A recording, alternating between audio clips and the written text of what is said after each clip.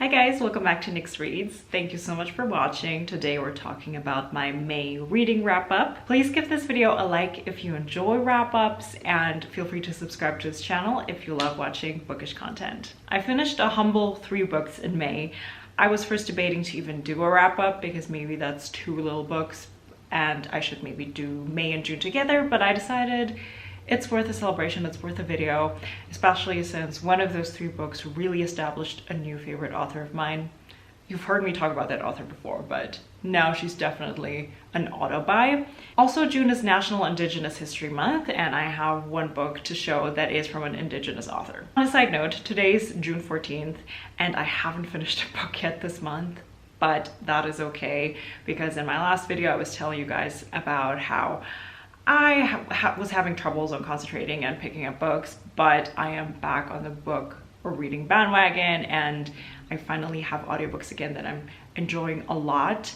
And I finally have that feeling back of I just want to sit down and read a book, and I'm excited to do so. I'm still reading The Girl with the Dragon Tattoo by Stieg Larsson, and all of the critique that I mentioned in my what I'm reading right now video is valid, but I finally reached a point where now I want to keep going in the story, so we have that.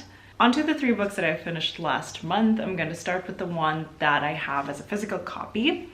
It's A Sentence by Louise Erdrich. This book came to my attention because it was part of the 2002, so last year's, Women's Prize for Fiction shortlist and longlist. I would consider this literary fiction. I didn't know too much about the story going in. I just knew that this is about a ghost in a bookshop, and that really intrigued me enough to put this on my TBR. And I got this copy from Book Outlet, I think, for very little money, and it's hardcover too, so that's great. I had this on my bookshelf for a while, and the reason I finally picked it up is because I was anyways thinking about reading this maybe next, but then I saw Chapter Stacks, Katie, post this video on her Instagram story, and she was saying that she couldn't put it down, so that established for me to finally read this one. You might have heard of the author before because Louise Erdrich is a Pulitzer Prize winner. She won it for her book The Night Watchman, which that is going to be on my TBR now. She's an Indigenous author. She's a member of the Turtle Mountain Band of Chippewa, and her main character, Tookie, is also a Native American. This book is set within a very specific time frame. It's from All Souls Day 2019 to All Souls Day in 2020. That is when Tookie, who works in a bookshop, is being haunted by Flora, who was a customer who passed away and then comes back to haunt her. Tookie actually has a very interesting history. Before working at that small independent bookshop, she was actually incarcerated for something that she didn't really do on purpose. She gets out, gets that job, and builds her life. There's not a lot of action that happens in this book. There's a lot of passive action derived from real life that happens in here. So for example, because of the time frame, it covers the beginning of COVID, and you see the characters experiencing the anxiety and the fear and the unknown that comes with this time. It really brought me back to when COVID started and nobody knew what was going on. All the memories came flooding back from having to socially distance and not touch any surfaces and not being able to, you know, go out, see people from other households, and even having a curfew. And also this covers the murder of George Floyd and the beginning, or I should say the uprising of the Black Lives Matter movement. You have characters in here that go out and do the protests and even get tear gassed. You witness the characters processing the fear that all of this instills with them, and get to know how Tookie's family, friends, and colleagues experience this very, very difficult period in time as part of the Indigenous community. This is a very slow read because it is not very action-packed, but the writing is just so beautiful. I loved opening up the page and getting back to the story. Obviously, because there is a ghost in the story, there's definitely some outer world beliefs that are woven into this book. And what really stood out to me was really just the dynamics between the work colleagues, between friends, between Tookie and her husband, between Tookie and her stepdaughter. I just really enjoyed how they interacted with each other. Some of them questioned Tookie for encountering a ghost, some of them believe her and want to help her. There's themes of here of finding identity and also preserving cultural traditions. To me personally, this was such a rich story, very emotional and profound, and just the exploration of isolation in the literal sense during that time, but also in the emotional sense, was a very interesting one. I can see though how somebody could pick this up and might find it a bit more on the boring side, because truly not a lot happens in here. At the same time, everything happens in here. But in terms of, you know, following one storyline, this is not exactly a mystery or a thriller. So I would say this is for people who enjoy beautiful prose and more profound questions, and are not afraid of reading something in here that will propel you back to a very anxious time in our lives. And this is not exactly escapism, right? It's the opposite of that. For people who are ready to process not just their own, but other characters' emotions. The next two books were both ARCs that I got from NetGalley, so advanced readers copies. The first one is For You and Only You by Kepnes. This is none other than the fourth installment of the Joe Goldberg series. This recently came out, so now everybody can go out and enjoy it. As this is the fourth book in a series, I can't exactly talk specifics about this book. So the first book is called You, and if you've never heard of it, it follows Joe Goldberg, who is a New Yorker who works in a bookshop. Sounds great, right? Except that he gets fixated on this young student. Her name is Beck, and proceeds to stalk her, and he does everything in his power to make her fall in love with him, and then wants to protect this at all costs, and that involves hurting people around her. What really stands out in this book series, or the first book even, and what makes it extra creepy, is that it's written in second person narrative. And there's a lot of pop culture references, very much slice of life incidents that happen in all of these four books. Let me know if you guys watch the Netflix series based on You. That is really good as well. It pretty much captures the essence of the book series, I would say, while it very much diverges away from what is happening in the books, I think starting in book 2. Love Quinn, who's played by Victoria Pedretti, is forever going to be one of my favorite series characters, and I absolutely love everything that she wears, what her stylists put on the character.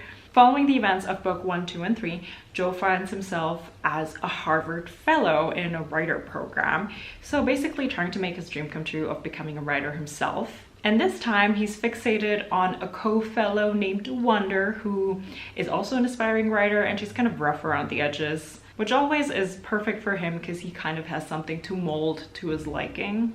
I gave this 3.5 out of 5 stars. It was enjoyable, but it was just so much more of the same. I will say though that book 4 is better in my mind than book 2 and 3.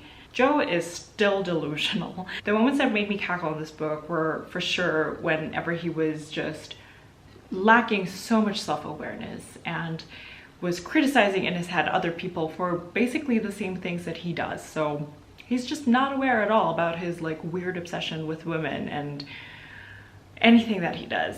Like no sense of morality at this point, but still he is sitting on such a high horse. He is slightly changing his behavioral patterns, but honestly, his obsession and his actions pretty much still mirror the deluded man that he is on the inside. So this is not exactly a fresh take. And at this point, I would really wish that Caroline Kepnes just finishes the story, because I feel like there's another book coming up. But I think we just need Joe to go out with like a big bang, whatever that means. But it feels like one book is the same as the other. I honestly think that if you enjoyed book 1 or you're interested in this book series but you don't want to commit to 4 books, it's fine. Just read the first book and be done with it. That one's fantastic. There's really no need to pick up book 2 and 4. I just do it because I'm stubborn and I want to know what keeps on happening to Joe, what the next thing that he does. But I kind of wish the series would come to an end. The last and third book I finished is coming out on August 8th, but it is already out in the UK, if I understood correctly. It's Looking Glass Sound by Catriona Ward.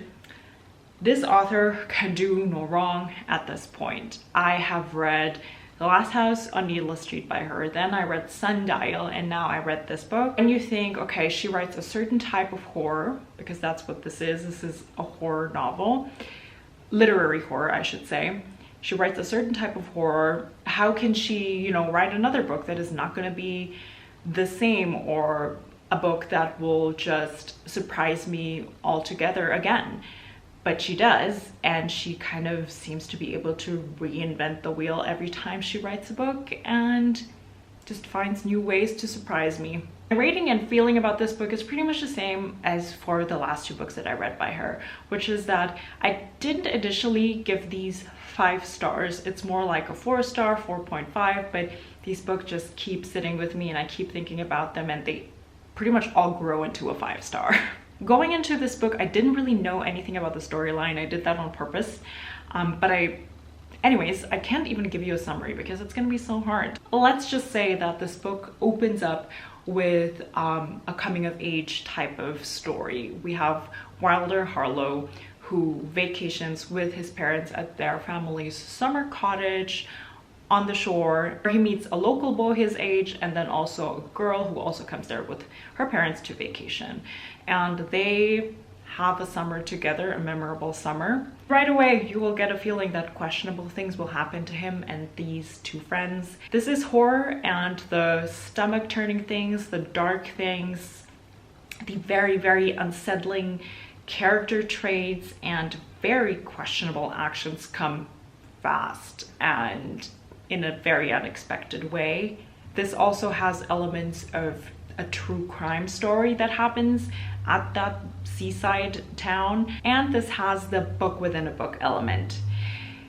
This book requires a second reread, I think, where I have to take notes at some point. When it comes out, I will buy it in hard copy and I just might read it again because I still have questions left.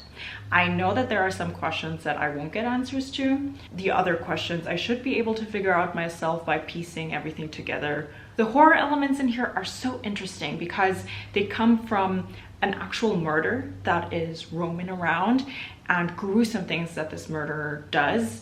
But then also it comes from people betraying other people and how you treat your friends, how you treat your family. The creepy elements come from so many different angles.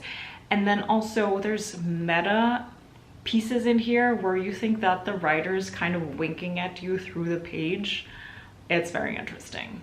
For anybody who likes literary horror and stories that are not one straight line, but kind of like folded within each other, stories that feel like they have so many Easter eggs and it's worth it to go back and read a sentence again, because then maybe it makes sense. This is for you. I will 100% read whatever this author comes out with. I think she still has one more book that she wrote prior to The Last House on Needless Street, Little Eve, that I haven't read yet, so I'm gonna do that this year. I'm just so happy with this book and I'm glad that I read it. I cannot believe that I was approved for an ARC for this book. So that was the 3 books that I finished in May. How many books did you finish in May, and were there any books in there that you fell in love with?